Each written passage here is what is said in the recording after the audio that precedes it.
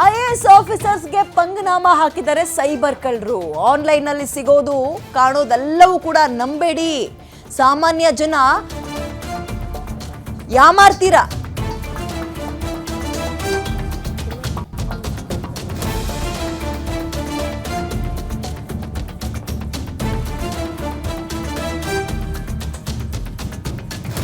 Technology ಎಲ್ಲ ಗೊತ್ತಿಲ್ದಲ್ಲ ಇದ್ದವ್ರು ಯಾಮಾರ್ತೀರಾ. ಜೋಪಾನ. ಐಎಎಸ್ ಆಫೀಸರ್ ಆನ್ಲೈನ್ ವಂಚನೆಗೆ ಒಳಗಾಗಿದ್ದಾರೆ. ಅಚ್ಚರಿ ಆಗ್ತಾ ಇದೆ.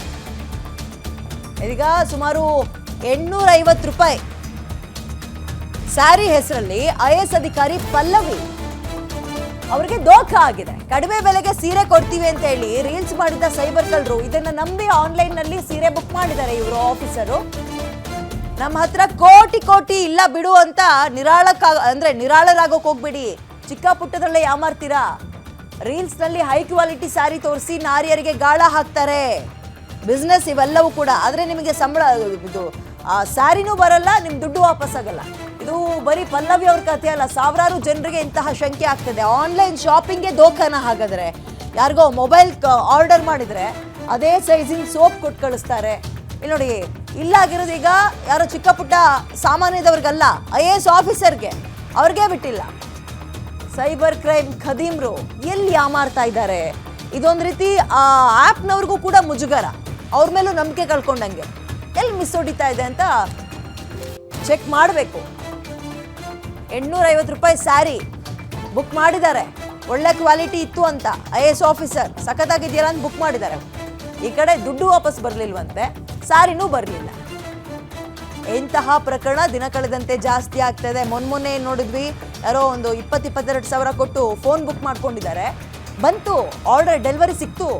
ಅವ್ರ ಅದೃಷ್ಟಕ್ಕೆ ಅವ್ರು ಅಲ್ಲೇ ಆ ಡೆಲಿವರಿ ಬಾಯ್ ಇರ್ತಾನಲ್ಲ ಅವನ ಹತ್ರನೇ ಫೋನ್ನಲ್ಲಿ ಒಂದು ರೆಕಾರ್ಡ್ ಮಾಡ್ಕೊಂಡ್ರು, ಓಪನ್ ಮಾಡಿ ಅಂತ. ಓಪನ್ ಮಾಡಿದ್ರೆ ಸೋಪ್ ಇದೆ ಅದರಲ್ಲಿ. ಫೋನ್ ಬದಲಿಗೆ ಸೋಪು 22 ಸಾವಿರ. ಸೊ ಇಂತಹ ಪ್ರಕರಣಗಳು ದಿನ ಕಳೆದಂತೆ ಜಾಸ್ತಿ ಆಗ್ತಾ ಇದೆ. ಎಲ್ಲಿ ಇದು ಮಿಸ್ ಹೊಡಿತಾ ಇದೆ ತಿಳ್ಕೋಬೇಕು.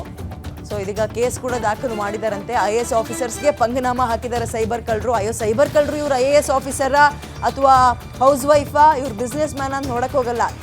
ಎಲ್ಲಿ ದುಡ್ಡು ಹೊಡಿಬೋದು, ದುಡ್ಡು ಹೊಡಿತಾರೆ. ನಾವು ಚಾಪೆ ಕೆಳಗೆ ತೂರ್ತೀವಿ ಅಂದ್ರೆ ಅವ್ರು ರಂಗೋಲಿ ಕೆಳಗೆ ತೂರ್ತಾ ಇದ್ದಾರೆ ಇತ್ತೀಚಿನ ದಿನಗಳಲ್ಲಿ. ಟೆಕ್ನಾಲಜಿ ಇಂಪ್ರೂವ್ ಆದಂತೆಲ್ಲ ಇಂತಹ ವಂಚನೆಗಳು ದಿನ ಕಳೆದಂತೆ ಜಾಸ್ತಿ ಆಗ್ತಾ ಇದೆ. ಇಲ್ಲಿ 850 ರೂಪಾಯಿ ಕತೆ ನೋಡ್ತಾ ಇದ್ದೀವಿ. ದಿನ ಬೆಳಗಾದ್ರೆ ಇಂತಹ ಸುದ್ದಿಗಳು 5ರಿಂದ 10 ಸುದ್ದಿಗಳನ್ನು ನಾವು ಗಮನಿಸ್ತಲೇ ಇರ್ತೀವಿ. ಸೊ ಆನ್ಲೈನ್ ಶಾಪಿಂಗ್ ಅಷ್ಟೊಂದು ದಾರಿ ತಪ್ಪೋದಕ್ಕೆ ಅಥವಾ ಹಳ್ಳ ಹಿಡಿಯೋಕೆ ಏನು ಕಾರಣ? ಜನರ ನಂಬಿಕೆ ಕೆಡಿಸ್ಕೊಬಿಡ್ತಾರೆ. ಇವ್ರು ಇಲ್ಲಿಗೊಂದು ಮೂಗ್ದಾರ ಹಾಕ್ಲೇಬೇಕು. ತನಿಖೆ ಮಾಡ್ತಿರೋ ಮತ್ತೊಂದೋ ಮಗದೊಂದು ಅಥವಾ ಆ್ಯಪ್ನವರೆಲ್ಲ ಸೇರಿಕೊಂಡು ಏನು ಫ್ಲಿಪ್ಕಾರ್ಟು, ಅಮೆಝಾನು, ಮತ್ತೊಂದು ಮಗದೊಂದು ಏನೇನೋ ಇರ್ತಾವಲ್ಲ ಆನ್ಲೈನ್ ಶಾಪಿಂಗ್, ಇವರೆಲ್ಲರೂ ಸೇರಿಕೊಂಡು ಇಂಥವ್ರಿಗೆ ಮೂಗ್ದಾರ ಹಾಕಲೇಬೇಕು. ಇಲ್ಲಾಂದರೆ ನಿಮ್ಮ ಮೇಲಿರುವಂತಹ ನಂಬಿಕೆ ಹೋಗ್ಬಿಡುತ್ತೆ.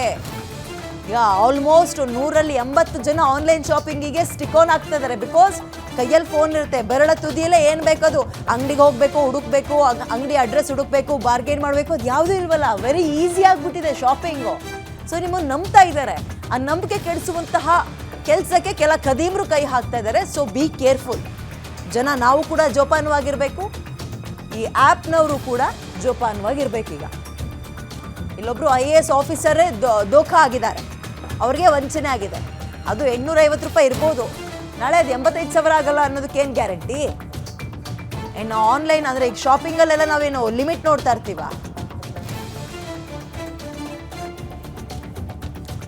ಮೋರ್ ಡೀಟೇಲ್ಸ್ ನನ್ನ ಕಲ್ಲಿಗೆ ಬಸವರಾಜ್ ನೀಡ್ತಾರೆ. ಬಸವರಾಜ್, ಇಂತಹ ದೋಖ ವಂಚನೆ ಪ್ರಕರಣಗಳು ದಿನ ಕಳೆದಂತೆ ಜಾಸ್ತಿ ಆಗ್ತಾ ಇದೆ.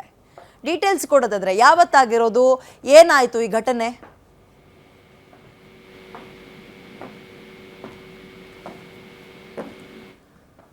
ಬಸವರಾಜ್, ನನ್ನ ಧ್ವನಿ ಕೇಳಿಸ್ತಾ ಇದ್ರೆ ಈ ಘಟನೆ ಬಗ್ಗೆ ಡೀಟೇಲ್ಸ್ ಏನಿದೆ? ಕಂಪ್ಲೇಂಟ್ ಆಯ್ತಾ? ವಿದ್ಯಾ, ಇತ್ತೀಚಿನ ದಿನಗಳಲ್ಲಿ ಏನಾಗಿದೆ, ಸಾಮಾಜಿಕ ಜಾಲತಾಣಗಳಲ್ಲಿ ರೀಲ್ಸ್ ಗಳನ್ನ ವೈರಲ್ ಮಾಡುವಂತದ್ದು ಎಲ್ಲ ಕಡಿಮೆ. ಸಂಪರ್ಕ ಸಾಧ್ಯ ಆಗ್ತಿಲ್ಲ. ಓಕೆ, ಇರಲಿ. ಇದೀಗ ಇಲ್ಲ, ಐಎಎಸ್ ಆಫೀಸರ್ ಅಂತ ನಾವು ಗಮನಿಸೋದು ಬೇಡ, ಎಲ್ರಿಗೂ ಇಂತಹ ದೋಖಗಳು ಆಗ್ತಾ ಇದೆ. ಎಚ್ಚರಿಕೆಯಿಂದ ಇರಬೇಕು. ಸೊ ನೀವೇನು ಮಾಡ್ಬೇಕು ಹೇಳಿ, ಇನ್ನೇನು ಡೆಲಿವರಿ ರಿಸೀವ್ ಮಾಡ್ಕೊಳ್ಳೋಕ್ಕಿಂತ ಮುಂಚೆ ಅಲ್ಲೇ ಓಪನ್ ಮಾಡಿಬಿಡಿ ಬೆಸ್ಟು. ಆಮೇಲೆ ಸಿಗಾಕೊಳ್ಳೋಕೆ ಹೋಗ್ಬೇಡಿ, ಅದ್ರಲ್ಲಿ ಕಾಸ್ಟ್ಲಿ ಐಟಮ್ಸ್ ಇದ್ದರೆ.